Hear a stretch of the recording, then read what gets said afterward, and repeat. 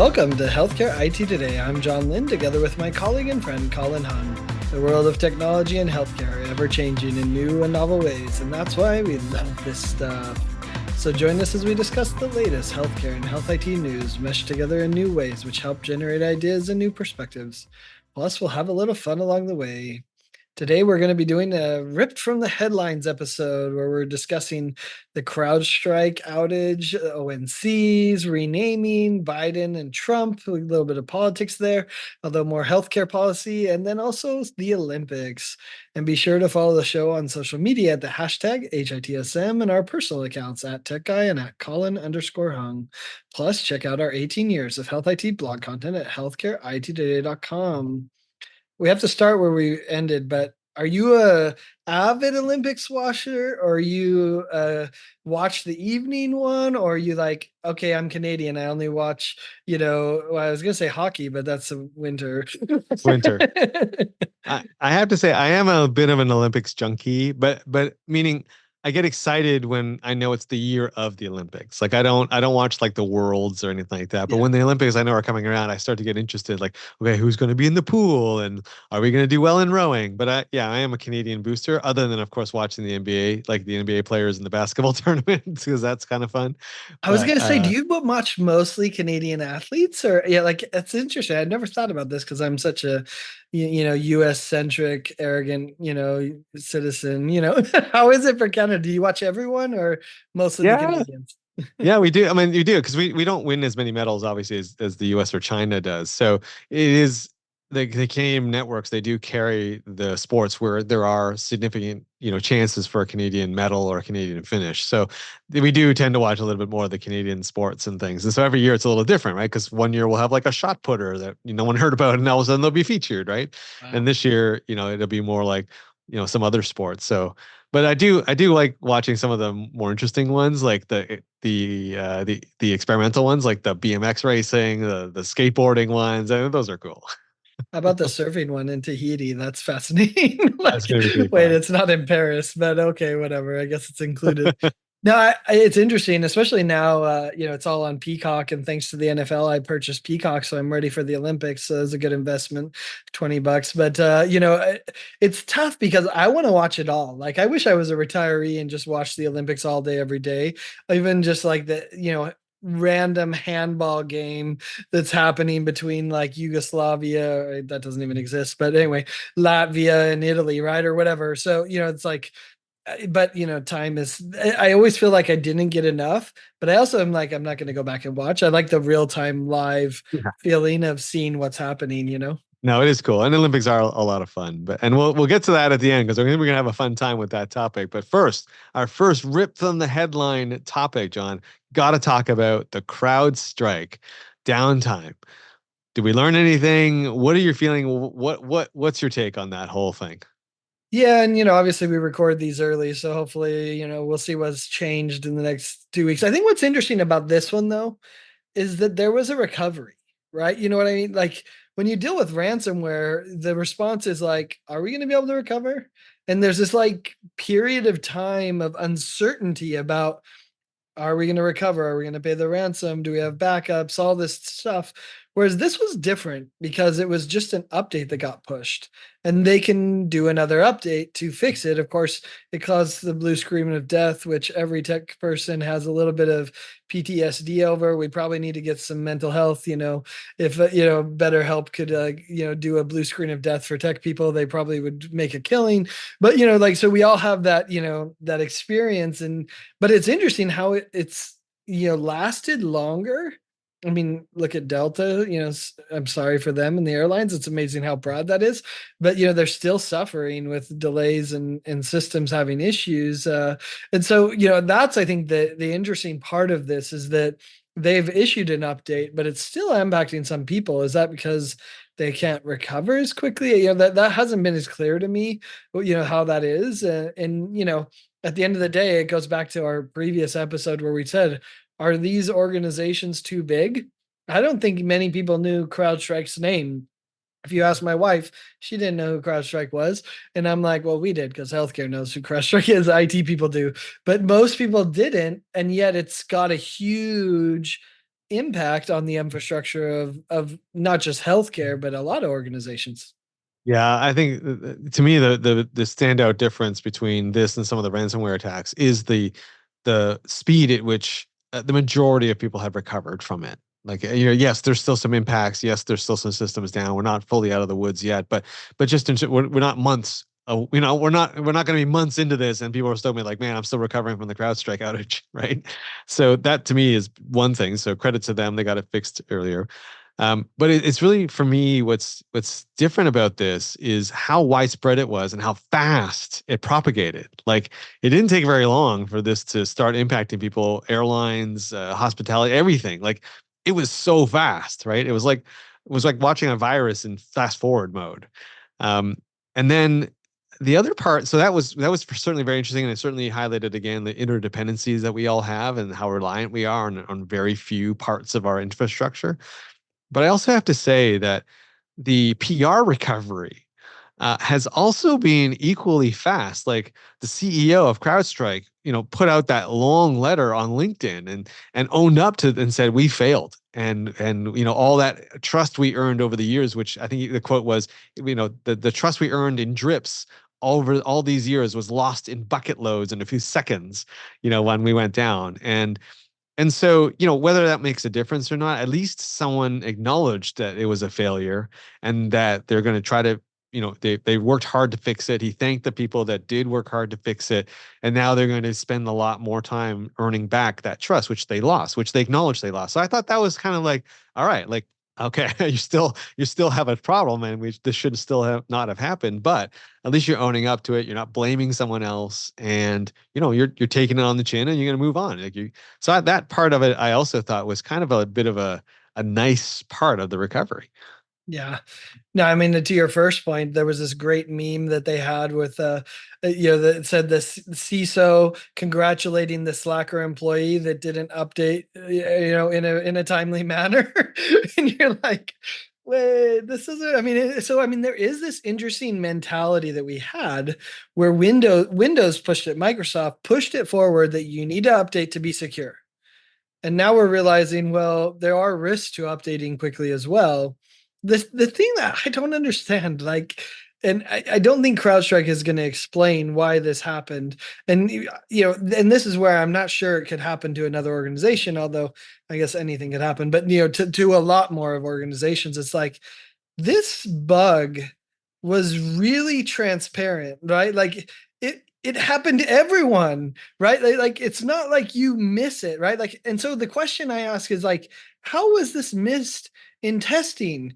Like it should have happened on hundreds of Windows machines during testing where you're like, oh crap, we're idiots. Let's fix this, right? Like, and so that part I don't know, I don't understand, right? But it does call into questions, for a healthcare organization. Okay, who are your third party vendors and how do they test their product before it goes live? I mean, I've experienced this firsthand when I pushed an update to our EHR and it sucked all the memory out of our server, and it did it slowly. It had a memory leak that just slowly did it. So as it went through the day, it would just slow the thing down to a halt where you'd click and wait 30 seconds, a minute, and then, but it happened 5 seconds, then 10, then, and it just sucked. And then I'm like, oh, great. And they were pointing fingers and all sorts of stuff, right? But anyway, you look at that and you're like, wow, these updates really matter. And it's not too surprising when some healthcare organizations are on Epic 6.0 or whatever number it is, and Epic's released 9.0, right? It's because there's that fear inside of you that says, if I update, what am I going to break? Because I've customized so many things. So that's actually the broader conversation, is this whole software updating thing. Am I more secure updating or not? That's causing that question, which isn't a good question to be asked from a security perspective. No, you're right. I think this is definitely going to put a spotlight, sorry, on an area of software development that doesn't get a lot of spotlight, which is QA, right? Like who did the testing or why wasn't it done? And we don't know, so I'm just speculating. But having gone through this kind of exercise, you kind of get a little cocky, right? Like because 99% of the time, the testing doesn't reveal anything. Everything's fine. And so you do that enough, you're like, well, that's kind of corner this time and not do the testing. Or maybe they've done this a couple of times, who knows? And then you kind of go, well, see, nothing happened. And then you kind of like you just let it go. Like, or meaning the test was still going to happen, but maybe they didn't wait for the full sets of results, or maybe they didn't fully analyze the results from the automated testing. Who knows? But it is very easy to get lulled into that false sense of security, right? Where 99.9% of the time it's fine, nothing ever shows up. So, and hey, maybe I don't know what the problem they were addressing, but maybe that was so bad that they really had to get an update out there quick. Otherwise, people were going to be put at risk from a cybersecurity standpoint. So, anyway, I do think that is going to highlight, yeah, you know what? Yes, go ahead and send the update, but we're not putting it on our production servers. We're going to put it in test first, and then decide to roll it out into our production environments later on. If once we've had a chance to try it. Well, and that is the question. If I'm a healthcare organization, should I have tested this update before I pushed it live? And but then you start, this is a challenging problem because they have limited resources. So now am I testing every single update from every single vendor that happens in every, like that's not doable either. So, No. you'd have to go back to risk and which ironically, if you did a risk analysis, I'm pretty sure CrowdStrike wouldn't have come up in the risk analysis of one that would take down your EHR or at least access to the EHR is what really happened. They couldn't log into the machine that would access the EHR. And so, like it probably wouldn't have shown up in that risk analysis. So it's a tricky thing. I'm not sure there's, good answers yet, but we'll certainly be diving into it on the CIO podcast. I'll be asking a lot of CIOs, what are you doing? All right, John, let's get to our second topic. And this is literally ripped from the headlines because this just happened not too long ago. ONC has gone through a little bit of a name change, and they've elevated themselves or added the Assistant Secretary for Technology Policy and the Office of the National Coordinator for Health Information Technology. What a mouthful. At least ONC is still in there, but they've renamed themselves. What are your thoughts on that? Yeah, I would actually say this is a really good thing for ONC. It consolidates all of the technology, and I'm sure AI is included in this, that was happening at HHS under one assistant secretary.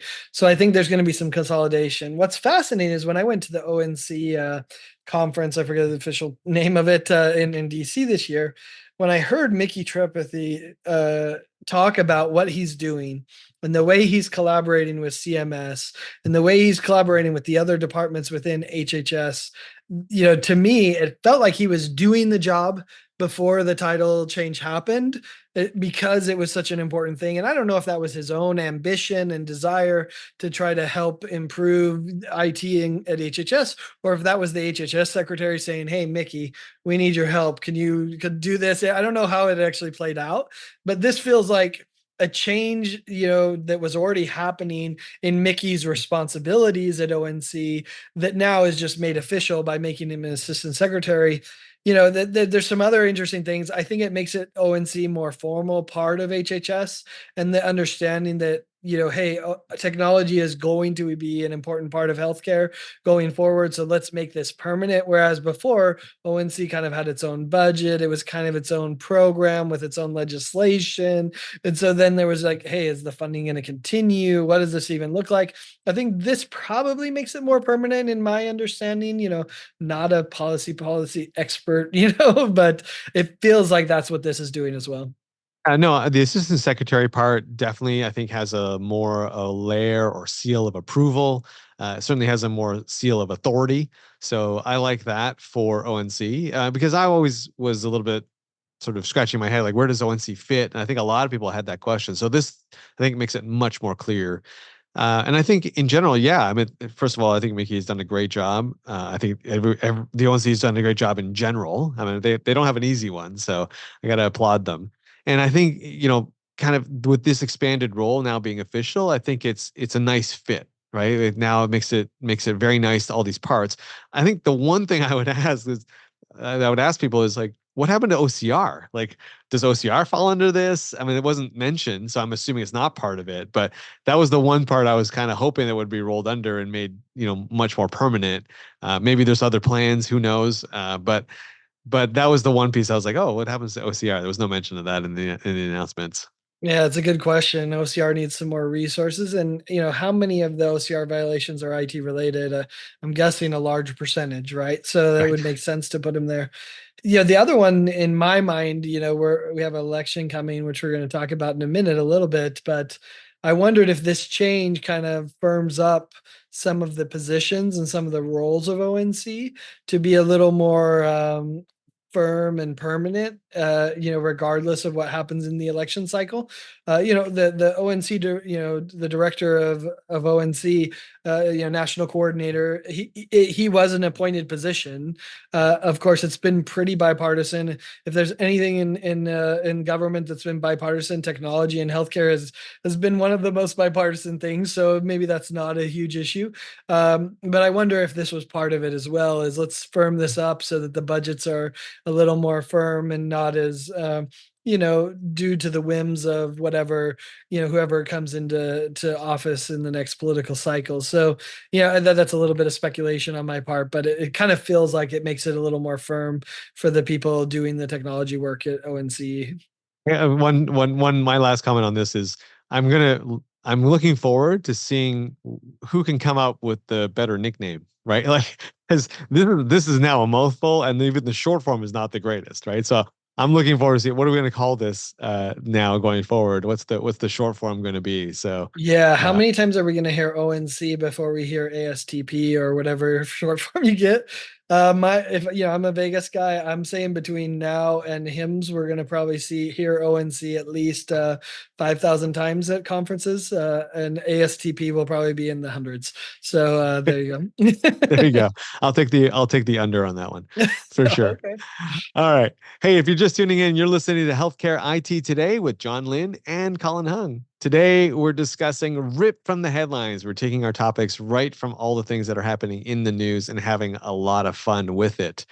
So, John, now we're going to dive into some dangerous territory. We're wading into politics. Well, sort You want of. to talk about But Trudeau and what he's doing in yeah, Canada? Is that that's too controversial, John. I'm sorry, we we can't talk can't about go that at there. all. Okay, No, yeah, okay. no, no. So with Biden dropping out and with the Trump assassination attempt happening, what's the impact going to be on healthcare and healthcare policy, if any? I mean, let's look at the debates and the discussions that are happening, the questions that are being asking. How many of them are healthcare related? Now, I haven't watched it too much because it drives me crazy and it's, anyway, whatever. I'll leave my political feelings aside, but I've seen enough of the headlines and things on social media to see that healthcare wasn't a huge topic. It's a little bit of a side talking point. You see them at the extreme ends, where one person's characterized, they're going to take away your Medicare. Not going to happen on either side. Like, that's political fodder, in my opinion. It's someone's trying to do it. But, so you look at it and I'm like, well, the discussion hasn't been healthcare. It's been economy. It's been some national security. It's been, the border. All of those, and probably some that I'm missing, have been bigger issues than healthcare. And a part of that for me is what I heard from some of they did the politics keynote sessions at HIMSS a number of years ago, and I think it was the Republican one that was on there that was talking. He's like, we've never been able to agree on healthcare. And I think that's true, Republican and Democrat. They haven't been able to agree on what to do with healthcare. And there's so many people who are making their money from healthcare that no one wants to take that on. Trump, Biden, Harris, whoever, right? Like, none of them want to take it on. So I guess I'm saying I don't think either one will have a huge impact on healthcare.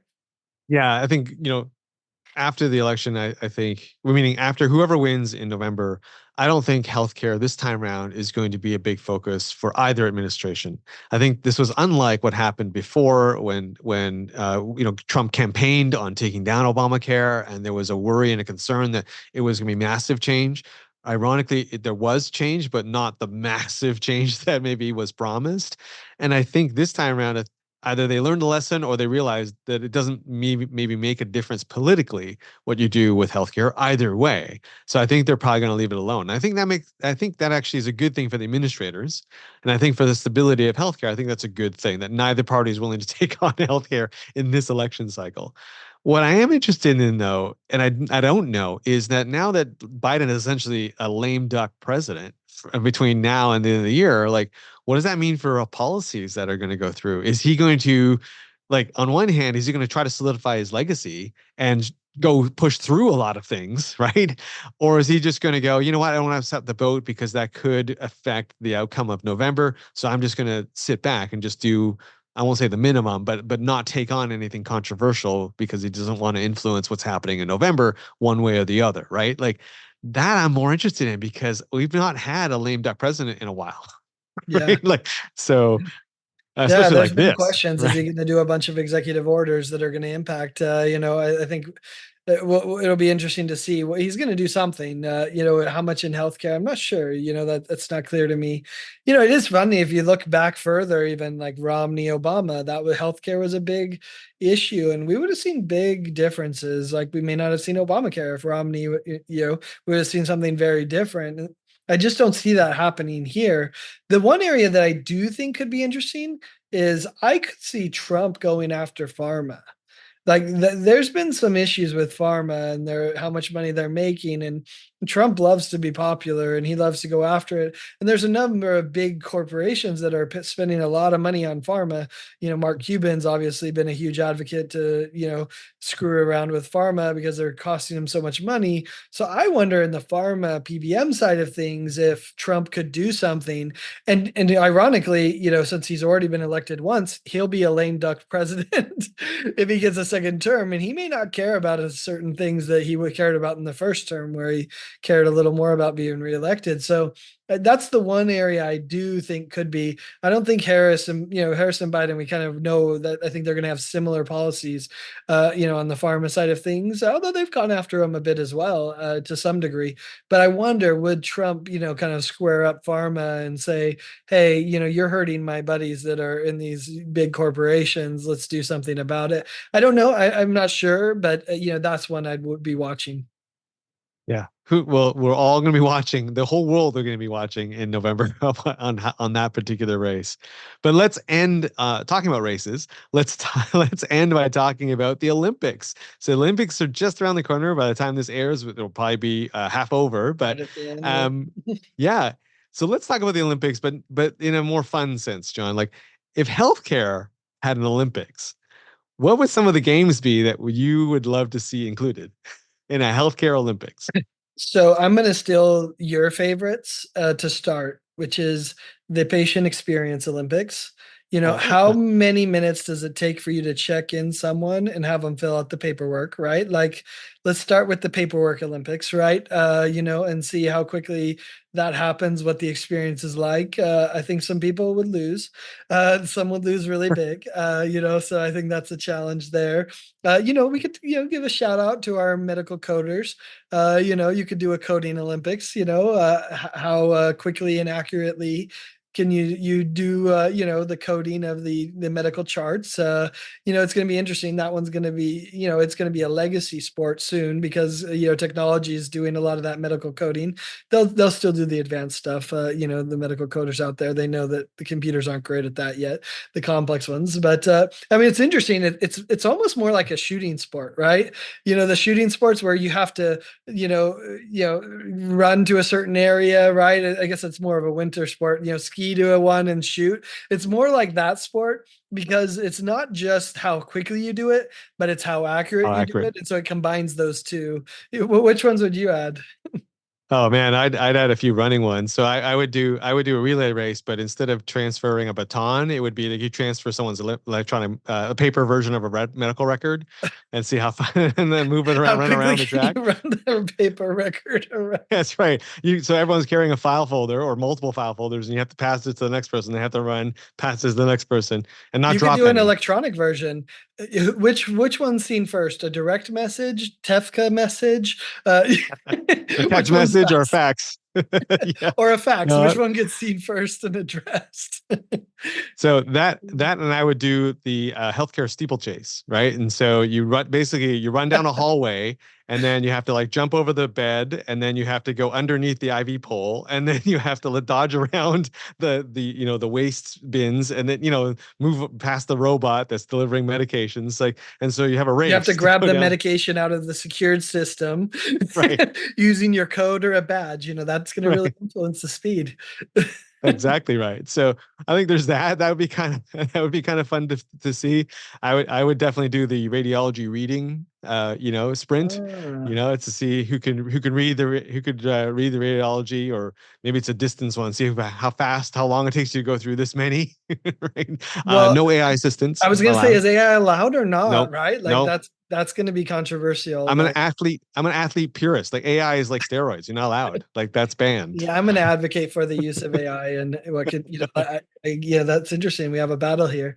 The one that I would love to see, this one, I can't believe neither of us said it yet, but I've been saving it for you. This is how long to write the paper chart, versus how long to document. And we're going to have multiple categories, right? There's going to be different divisions that you can do. There's the paper chart, there's the template EHR, Mm. where you use a template, and then there's going to be the ambient voice one, and which one is more accurate and which one can do it quicker, right? And what's interesting is for this sport in the Olympics, you have to wear pajamas because it's called pajama time. So you wear pajamas for all of it to document. Like it. I like it.